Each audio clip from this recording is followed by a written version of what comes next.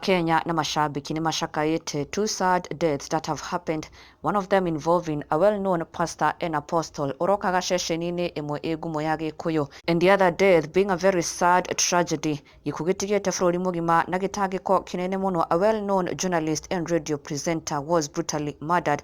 Presenter ũyũ arakorirwo nyũmba-inĩ ĩmwe ena nguraro njũru mũno, a stab wound at the back of her right ear, and she also had more injuries on her body, her hips and face. She is said to have lastly spent the evening with her boyfriend at a local joint, na thutha ũcio magĩcoka kwerekera mũciĩ kwa boyfriend yake in Kahawa West, where later on neighbors maugĩte macokire kũigua inegene na mũndũ ũrakaya na kugĩrĩria, na thutha ũcio it was followed by a loud noise, a very loud noise from the music system, na matekũmenya nĩ atĩa kũrathe magĩcoka nyũmba ciao magĩkĩhoka everything will be alright, the couple will be able to sort their issues.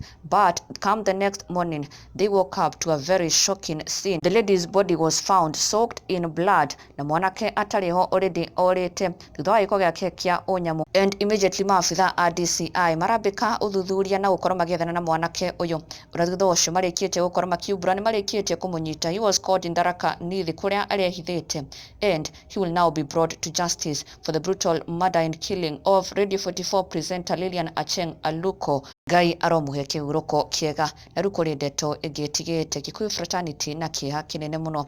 Pastor wĩ Gatû ũrokaga tabarĩra-inĩ ya Gĩthima TV, Apostle Emmanuel Mbire has sadly passed away. Ndeto ĩno ĩgĩconfirmwo nĩ top Kikuyu MC Philo wa Kimani ũrĩa atigĩtwo ategwĩtĩkia atĩ nĩguo gwathiĩ, na akĩmwendithĩria kũhurũka kwega, na macambĩki onao nĩ mamũcaka na ruo rũnene na makĩhoera bamĩrĩ yake thayũ ihinda-inĩ rĩrĩ iritũ. May he rest in eternal peace. Na ndũgakĩriganĩrwo gũ-subscribe for the latest and trending Kikuyu celebrity news.